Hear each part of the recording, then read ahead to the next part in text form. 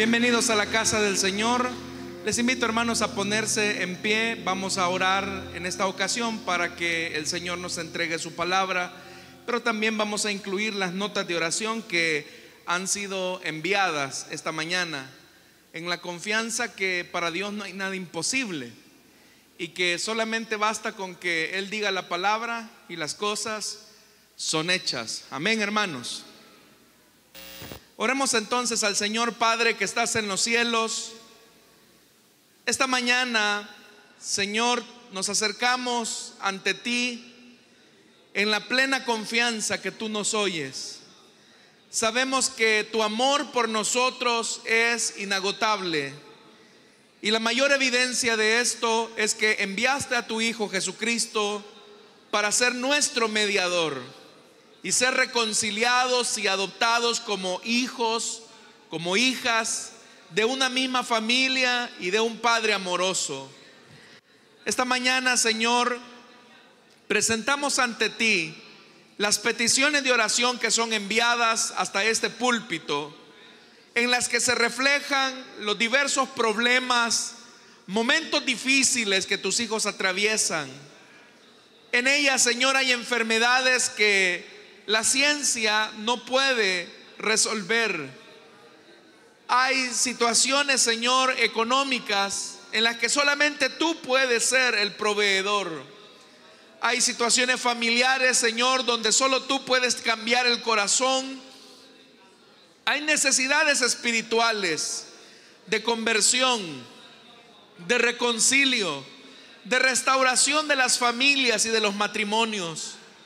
Bendito Señor, cual sea la necesidad, glorifícate, manifiesta tu gracia sobre cada uno de ellos. Nosotros sabemos que cuantos confían en ti no serán avergonzados. Esta mañana entonces, Señor, danos la respuesta que tanto necesitamos. Tú sabes, Señor, nuestra necesidad. Tú sabes lo que nos afecta. Pero también sabemos nosotros que mayor es tu poder y tu gracia sobre aquellos que te buscan con sinceridad. Ahora también, Señor, te pedimos nos puedas entregar tu palabra. Tu pueblo viene necesitado de escucharte y solamente hay una necesidad, y es que tú nos hables. Amado Dios, las obras de regeneración que solo tú puedes hacer mediante la predicación de tu palabra y la acción de tu Espíritu Santo, las encomendamos en tus manos. Ponemos nuestra vida como instrumento en ellas para que tú manifiestes tu gloria y entregues tu palabra. Añade a tu iglesia, Señor, los que has predestinado para salvación y vida eterna, de los que están en este lugar como de los que a través de la radio van a escuchar este mensaje. Te alabamos, Señor, y te bendecimos en el nombre de Jesús. Amén y amén. Bendito sea el nombre de nuestro Dios, hermanos. Vamos a abrir la Biblia en el libro del profeta Jeremías. Libro del profeta Jeremías, capítulo número 21.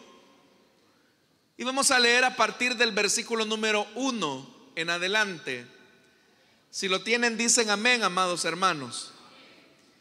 Jeremías capítulo 21, versículo número 1 en adelante, nos dice la palabra de Dios. Esta es la palabra del Señor que vino a Jeremías cuando el rey Sedequías envió a Pasur, hijo de Malquías, y al sacerdote Sofonías, hijo de Maseías, a quien le dijeran: consulta ahora al Señor por nosotros, porque Nabucodonosor, rey de Babilonia, nos está atacando. Tal vez el Señor haga uno de sus milagros y lo obligue a retirarse. Jeremías les respondió: adviértanle a Sedequías que así dice el Señor, el Dios de Israel: yo haré retroceder tus tropas, las que pelean contra el rey de Babilonia y contra los caldeos, que desde fuera de los muros los tienen sitiados. Haré que tus tropas se replieguen dentro de la ciudad. Yo mismo pelearé contra ustedes con gran despliegue de poder, con ira, furor y gran indignación. Heriré a hombres y animales, y a los habitantes de esta ciudad morirán por causa de una peste terrible. Después de eso entregaré a Sedequías, rey de Judá, y a sus oficiales y a la gente que haya quedado con vida después de la peste, la espada y el hambre, afirma el Señor. Los entregaré en manos de Nabucodonosor, rey de Babilonia, y de los enemigos que buscan matarlos. Sin ninguna piedad, clemencia ni compasión, Nabucodonosor los herirá a filo de espada. Y a este pueblo adviértele que así dice el Señor: pongo delante de ustedes el camino de la vida y el camino de la muerte. El que se quede en esta ciudad morirá por la espada y la peste o de hambre. Pero el que salga y se rinda a los caldeos que están sitiando, vivirá. Así salvará su vida. Porque he decidido hacerle a esta ciudad el mal y no el bien, afirma el Señor. Será entregada en manos del rey de Babilonia, quien le prenderá fuego. Di también a la casa real de Judá que escuchen la palabra del Señor. Adviértele a la dinastía de David que así dice el Señor: hagan justicia cada mañana y libren al explotado del poder del opresor. No sea que mi ira se encienda como un fuego y arda sin que nadie pueda extinguirla a causa de la maldad de sus acciones. Yo estoy contra ti, Jerusalén, reina del valle, roca de la llanura, afirma el Señor. Ustedes dicen: ¿quién podrá venir contra nosotros? ¿Quién podrá entrar en nuestros refugios? Yo los castigaré conforme al fruto de sus acciones, afirma el Señor. A su bosque le prenderé fuego, y ese fuego consumirá todos sus alrededores. Amén. Hasta ahí dejamos la lectura, amados hermanos. Tengan la bondad de sentarse, por favor. Hermanos, para entender las palabras que acabamos de leer en el profeta Jeremías, es importante que nos ubiquemos en el espacio histórico en el que estas palabras fueron pronunciadas. Nos encontramos en el año 588 antes de Cristo, y estamos, hermanos, a un año de que estas palabras se cumplan, es decir, que Jerusalén sea destruida por los caldeos y que los que sobrevivan a esta destrucción iban a ser enviados como exiliados a la tierra de Babilonia. Es importante que nosotros tomemos en cuenta que en este momento quien está gobernando el reino de Judá es el rey Sedequías.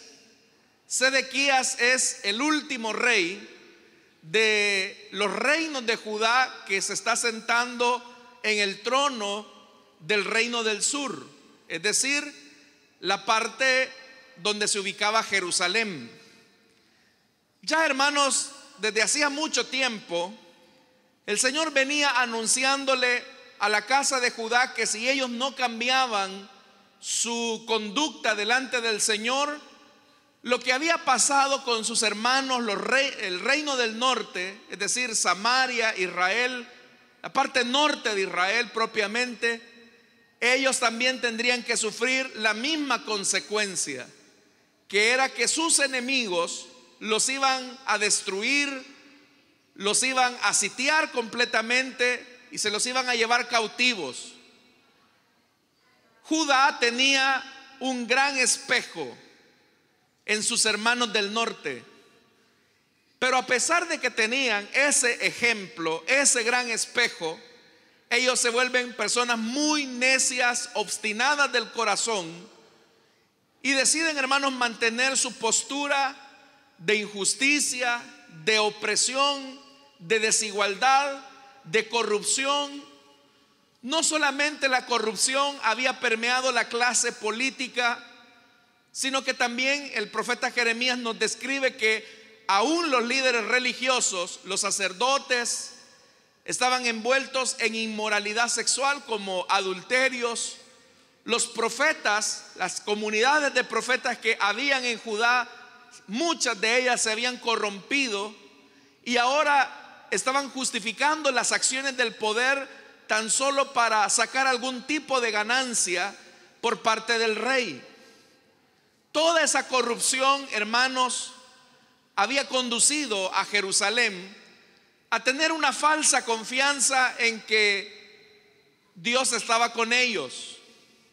Ellos creían que mientras la gente presentara sus holocaustos, sus ritos de purificación, sus sacrificios en el templo de Jerusalén, Dios estaba contento.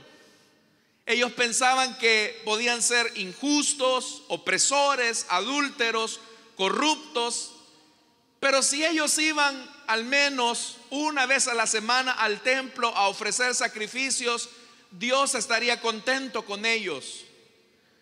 Pero si nosotros, hermanos, vamos a entender algo del carácter y la naturaleza de Dios, es que Dios es santo y su santidad no solamente se limita a un lugar o a un momento específico.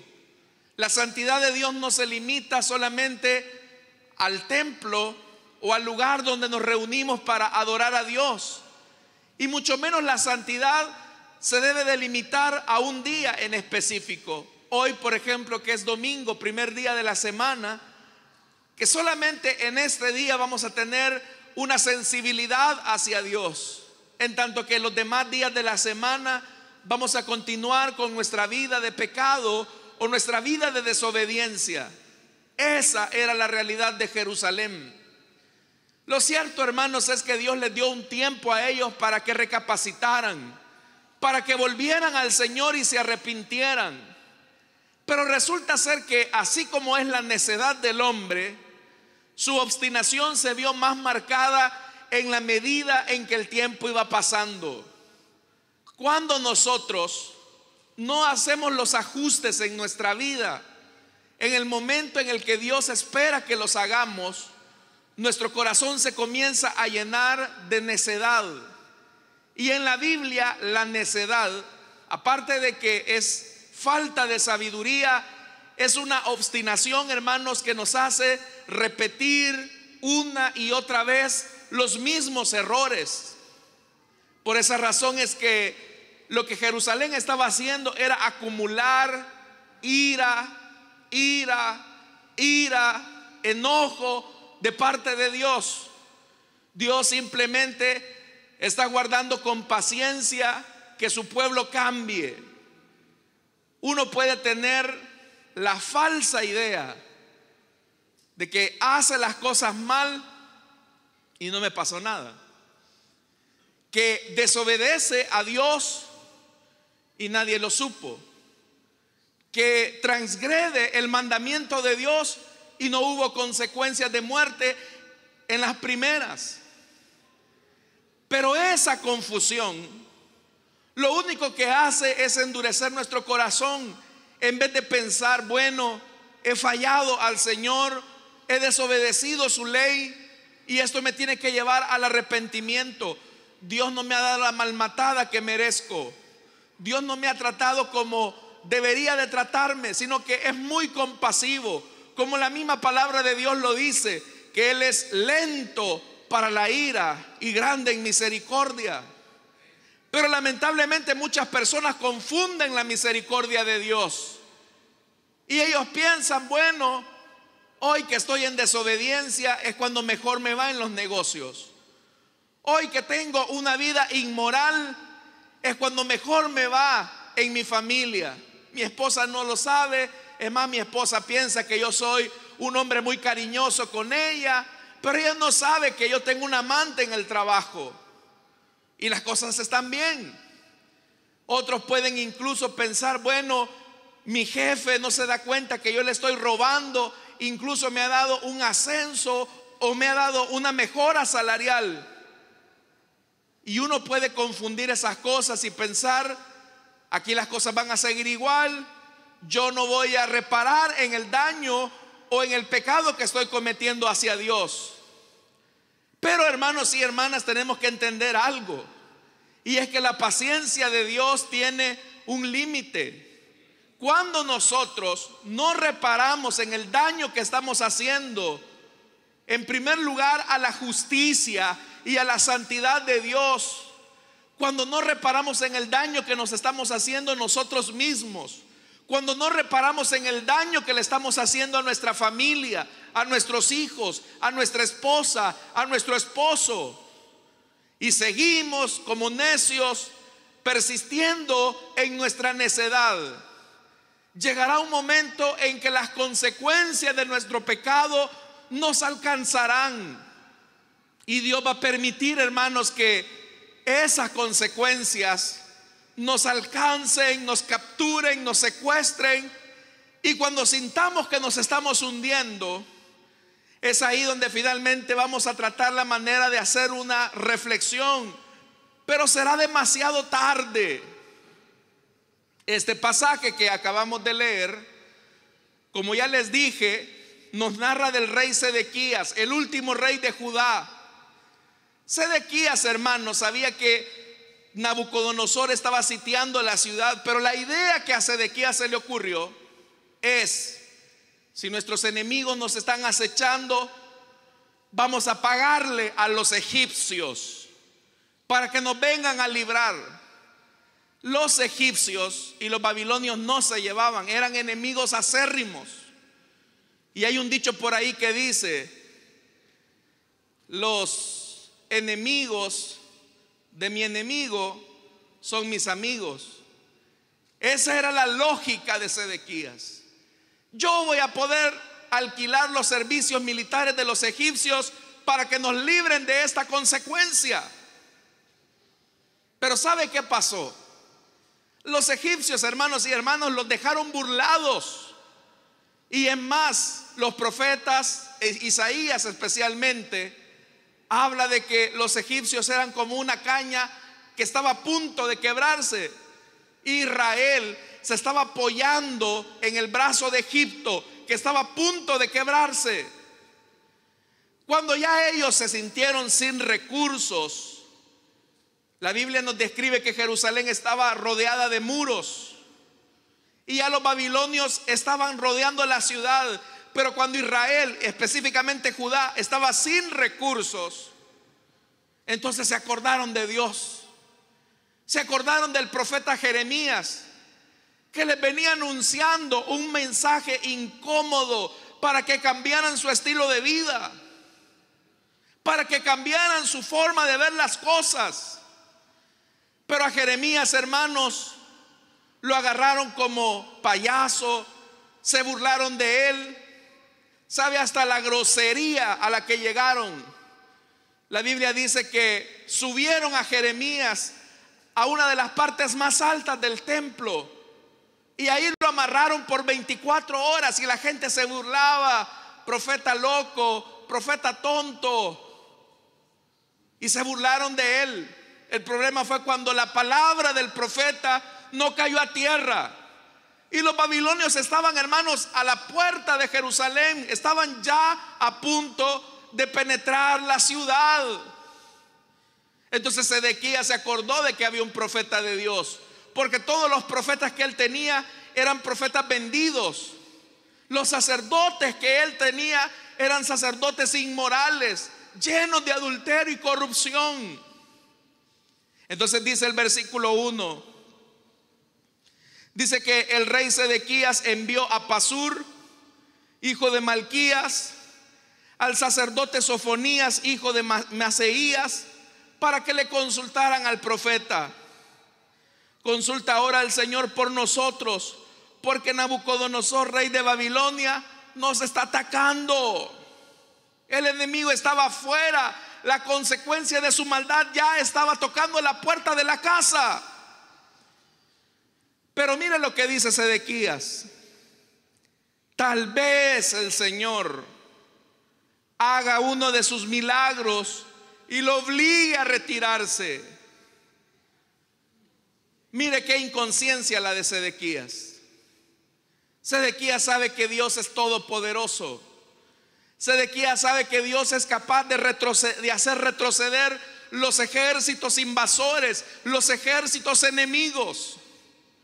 ¿Cuántos de nosotros sabemos, hermanos, que para Dios no hay nada imposible? ¿Cuántos de nosotros sabemos que nuestro Dios es todopoderoso? La clave no es solamente saberlo, sino que la clave es que Dios esté de nuestro lado, que Dios pelee nuestras batallas.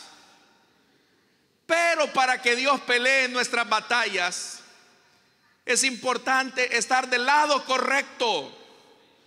Y estar del lado correcto implica una vida de humillación y de obediencia a la palabra de Dios. Nosotros no podemos cuestionar a Dios y regatearle sus exigencias. Nosotros no podemos, hermanos y hermanas, justificar o minimizar nuestros hechos perversos y malos. Dios lo que espera de nosotros es una vida de arrepentimiento. Hay gente que piensa que puede tener la vida desastrosa, arruinada, acabada, y aún así contar con el favor de Dios. Hay gente que anda en una situación de maldad y cree que Dios va a obrar. No, si yo a mi Diosito, yo le pido que Él me bendiga. Pero tienen una vida arruinada, tienen una vida en desobediencia. Amados hermanos y hermanas, Dios es capaz de obrar grandes milagros. Dios es capaz de obrar grandes sanidades. Dios es capaz de abrir caminos donde otros dijeron que ya no había. Pero Dios solo lo hará con aquellos que están de su lado. Dios no va a obrar un milagro en aquellos que se oponen a su palabra, en aquellos hermanos que solamente quieren utilizar el favor de Dios. Sedequías era así. Sedequías pensaba que podía seguir siendo un rey corrupto, injusto, opresor, desobediente a la palabra de Dios, y aún así contar con el favor de Dios. Como muchos cristianos hoy en día, como muchas personas hoy en día, que piensan que pueden contar con el favor de Dios estando en desobediencia a la palabra, que piensan que Dios los acompaña. No, si Dios está conmigo, ¿qué? Hace ratos te dejó. Hace rato que el Señor ya no camina contigo porque tú estás en su contra. Y ahora Dios le va a responder a Sedequías. Sedequías espera que Dios les libre de los babilonios, de los caldeos. Pero mire la respuesta del Señor. Versículo 3: adviértanle a Sedequías que así dice el Señor, el Dios de Israel: yo voy a hacer retroceder, pero no a los caldeos, sino a que a tu ejército. Dios ya le está anticipando la derrota al ejército de Sedequías. Yo haré retroceder tus tropas, las que pelean contra el rey de Babilonia y contra los caldeos, y que desde afuera de los muros los tienen sitiado. ¿Cuál es tu confianza, Sedequías? Tus ejércitos. Bueno, si tu confianza son tus ejércitos, yo los haré retroceder. ¿Se imagina eso? Y va más todavía: haré que tus tropas se replieguen dentro de la ciudad. ¿Pero qué significaba que el ejército retrocediera y entrar a la ciudad? Implicaba que los enemigos ahora iban a invadir la ciudad y que sus muros ya no los iban a proteger. Nosotros, hermanos, podemos tener mil y unas estrategias para superar los conflictos, los problemas, las consecuencias de la vida.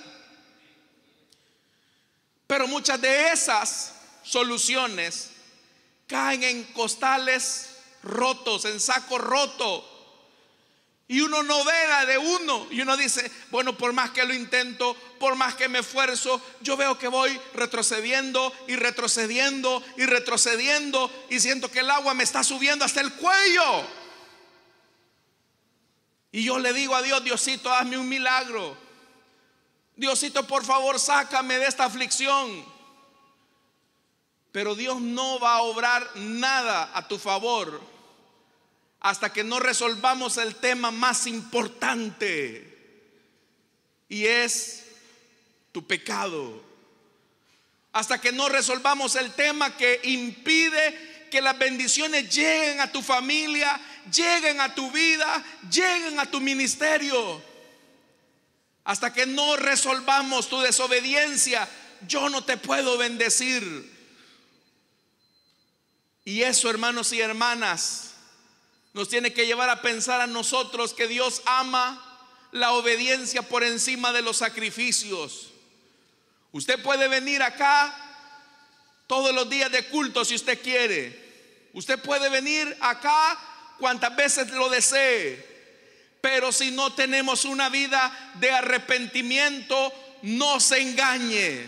Dios no está con usted, Dios está contra usted. Dios no ama los sacrificios. Dios lo que ama es la obediencia a su palabra. Dios lo que ama es un corazón contrito y humillado que no menosprecia la palabra de Dios. Eso es lo que Dios ama.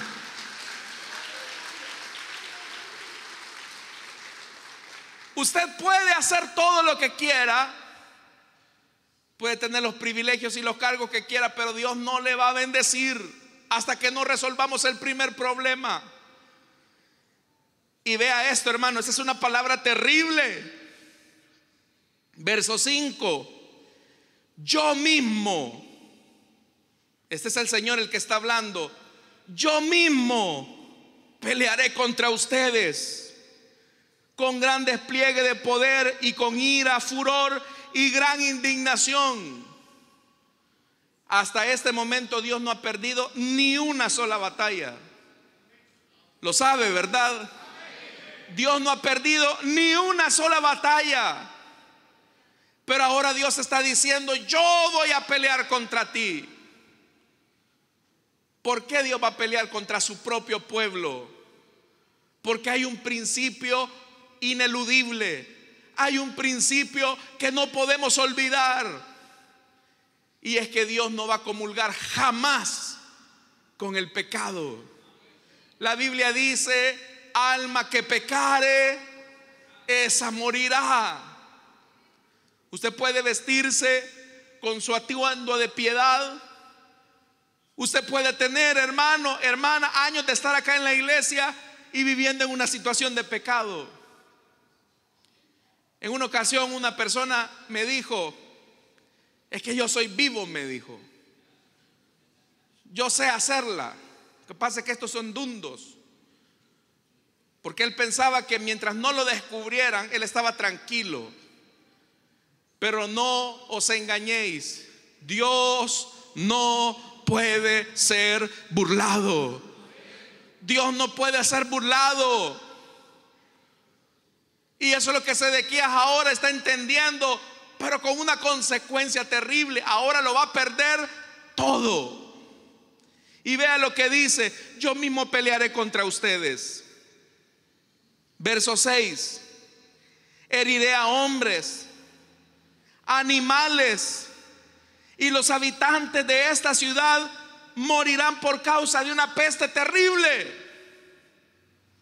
Hermanos, ya con la guerra encima era suficiente para entender que venía una desgracia para el país.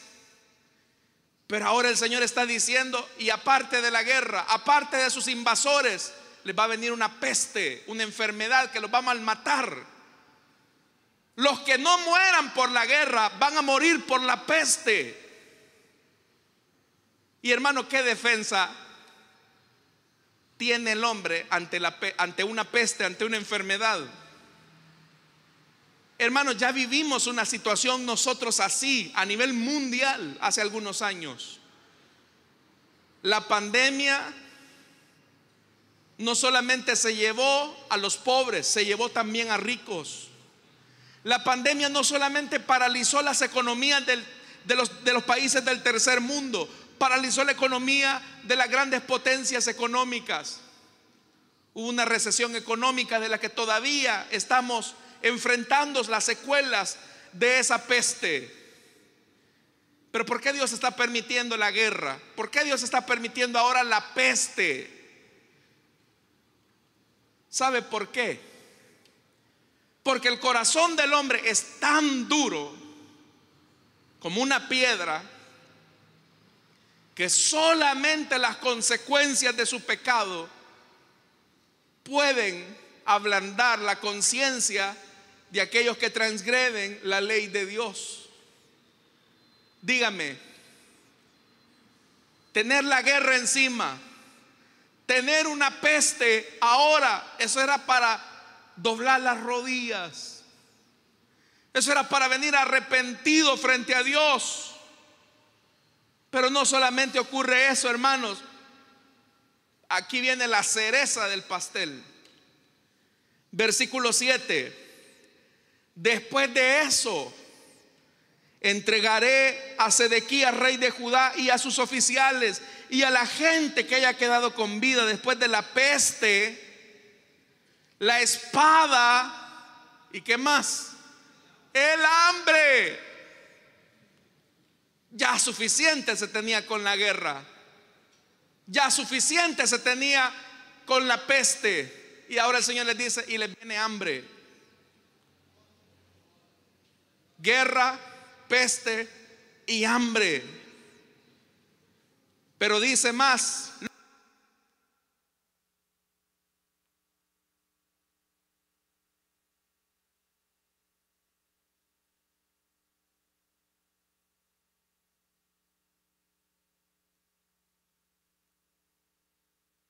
gloria a Dios. Pero vea eso, van a tener que enfrentar sus consecuencias. Y hermanos, mire lo que dice la parte final del versículo número 7: sin ninguna piedad, clemencia ni compasión, Nabucodonosor los va a herir a filo de espada. Ya ahí, ¿qué se puede hacer? Cuando las cosas se han perdido, cuando ya no hay salida, ¿qué se puede hacer? Antes de pedir un milagro a Dios para que cambie nuestra realidad, tenemos que pedirle a Dios que Él cambie primero nuestro corazón. Antes que Dios te sane de tu enfermedad, lo primero que tienes que hacer es pedirle a Dios que Él cambie tu espíritu. Antes que Dios te provea trabajo, tienes que pedirle que Él te alimente del pan vivo que descendió del cielo, que es Jesucristo, el Hijo de Dios. Dios puede hacer milagros, por supuesto que los puede hacer. Dios puede levantar a los muertos de las tumbas. Dios puede crear órganos nuevos. Dios puede darnos el empleo que necesitamos. Dios puede restaurar nuestro matrimonio. Lo puede hacer, porque para Dios no hay nada imposible. Pero antes de arreglar esos asuntos, Dios dice: vamos a arreglar los asuntos internos del corazón. Vamos a arreglar las situaciones que todavía no has confesado. Vamos a arreglar aquellos hábitos que te alejan de mí. Y dice el verso 8: adviérteles que así dice el Señor: pongo delante de ustedes el camino de la vida y el camino de la muerte. Escojan.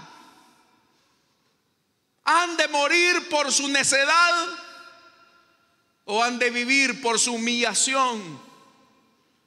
Y oiga lo que dice el verso 9: el que se quede en esta ciudad, que era símbolo de orgullo, que era símbolo de soberbia, que era símbolo de corrupción, el que se quede en esta ciudad va a morir por la espada, por la peste o el hambre. Pero vea lo que dice el verso 9: Pero el que salga y se rinda a los caldeos que están sitiando, vivirá. El que se rinda, el que salga, va a vivir. ¿Qué es lo que Dios nos está pidiendo esta mañana, hermanos? Que salgamos de nuestra ciudad de orgullo, de nuestra ciudad de inmoralidad, de nuestra ciudad de perdición, para salir delante de nuestro Señor y decir: Señor, yo me rindo a ti.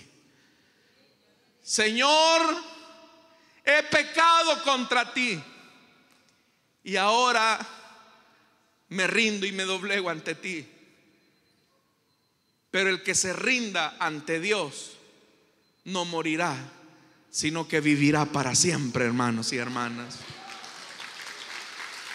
Dicen amén, hermanos. Entonces esta mañana, ¿qué más vas a esperar? Ya perdiste mucho por tu desobediencia. Ya perdiste mucho por ser necia. Ya perdiste mucho por tu obstinación. ¿Qué más vas a perder? Ríndete, sal de tu orgullo. Y vamos a hacer una oración ya dentro de poco. Y es una oración para recibir a Cristo y rendirnos ante Él, aceptarlo como Señor y Salvador y seguirle. Pero yo le aseguro que muchos van a pelear en sus asientos diciendo: es que no puedo, es que me van a ver. Desde ya sepa algo, aquí nadie le va a juzgar, porque todos los que estamos aquí un día nos rendimos ante nuestro Señor y Salvador. Y los que nos rendimos sabemos que tenemos vida plena en Él. Así que la vida te ha dado golpes, tu familia te ha dado la espalda, has perdido lo que más amas. ¿Qué más vas a esperar? ¿Qué más vas a esperar? ¿Que te caiga un rayo? Para que entiendas que Dios no ha perdido ni una sola batalla. Para que entiendas que Dios solamente camina con aquellos que se rinden ante Él. Y hoy también nosotros tenemos que volver a nuestro buen Salvador. El que tenga oídos para oír, que oiga lo que el Señor nos ha dicho esta mañana. Amén, hermanos. Vamos a cerrar nuestros ojos, vamos a orar. Teniendo nuestros ojos cerrados, hermanos, todos por favor con sus ojos cerrados, la iglesia, ayúdenme a interceder. Esta mañana yo quiero hacer una invitación para aquellos que se quieran rendir a Jesús, que tienen a sus enemigos hasta el cuello. Pero esta mañana, si hubiera alguien que quiere entregarle su vida a Cristo y rendirse ante Él, le invito, póngase de pie en el lugar donde está. Ahí habrá un hermano, una hermana, diácono, diaconisa, que lo traerá hasta la tarima para hacer una oración de rendición ante Jesús. ¿Cuántos se quieren rendir ante Jesús esta mañana? Esta mañana habrá alguien que se quiera rendir a los pies de Jesús. Si te rindes a Jesús, vivirás. Pero si persistes en permanecer en tu desobediencia, morirás. Porque la paga del pecado es muerte.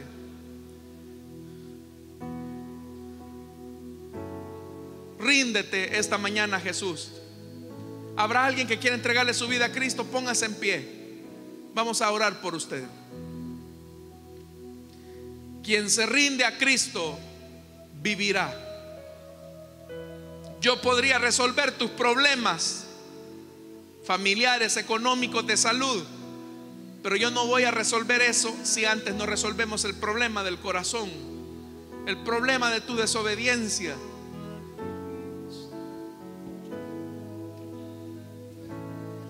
¿Hay alguien que quiere entregarle su vida a Cristo? Póngase en pie. Vamos a orar. O levante su mano. Muchos están luchando entre mantenerse en su posición, pero ¿qué ha ganado? Dímelo. ¿Qué has ganado? Dios le bendiga al caballero que viene en la parte de atrás. ¿Qué has ganado manteniendo tu posición? Solo has tenido pérdidas. Pero si te rindes a Él, te aseguro, vivirás. Vamos, yo sé que aquí hay más personas. Por ti el Señor ha hablado esta mañana. ¿Qué más vas a perder? Ya perdiste a tus hijos, ya perdiste tu trabajo. ¿Qué más vas a perder? Ya perdiste la paz, ya perdiste la salud. ¿Qué más vas a perder? Vas a seguir neciando. Nadie ha resistido al Señor. Esta mañana hay alguien más. Póngase en pie. Muchos están llorando ahí en sus asientos. Muchos están ahí llorando en sus asientos y saben que Dios está tratando con ustedes. ¿Hay alguien más? Estoy a punto de cerrar esta invitación porque el tiempo ya se acabó. Pero si hay alguien más, venga. Estimada dama, ¿qué más vas a perder? Vamos a orar ya, pero yo sé que aquí hay jóvenes, yo sé que aquí hay hombres, yo sé que aquí hay mujeres. Hay hombres que han perdido sus matrimonios, hay hombres que han perdido a sus familias por su desobediencia. Hoy puedes recuperar en primer lugar tu comunión con Dios y luego vendrán las otras cosas. Pero primero arreglemos los asuntos del corazón.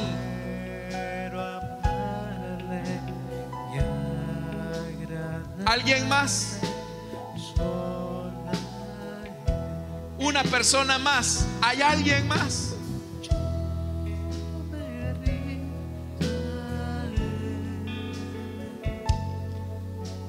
A ti te estamos esperando. Vamos, ven.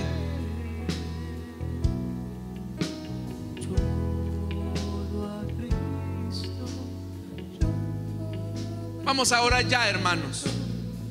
Pero si en lo que estoy orando hay alguien que desea entregarle su vida a Cristo, reconciliarse, póngase en pie, vamos a orar. Cierre la invitación. Le aseguro que este caballero tendrá la vida al levantarse de sus rodillas. Pero tú te quedarás adentro en tu soberbia, en tu orgullo. ¿Y eso qué te ha traído? Solamente muerte. Oremos entonces. Padre que estás en los cielos, Señor, te damos las gracias por esta bendición que tú nos das de tu palabra. Tú nos ayudas, Señor, y nos haces rendirnos. Amado Dios, esta mañana yo pongo en tus manos la vida de este caballero. Perdona sus pecados, lávala en tu sangre. Dale la vida que has prometido, Señor, a todos quienes creen en tu nombre. Esa vida plena, Señor, que va más allá hasta la eternidad. Gracias, Señor, porque tú tocas los corazones. Igualmente aquellos que a través de la radio, a través del internet, están escuchando esta palabra. Señor, llega hasta ellos y límpialos. En el nombre de Jesús. Amén y amén. Le damos la bienvenida a nuestro hermano con un fuerte aplauso, hermanos, pues hay fiesta en los cielos. Puede pasar, amado hermano, para que tomen sus datos. Vamos a orar en esta ocasión por los diezmos y nuestras ofrendas.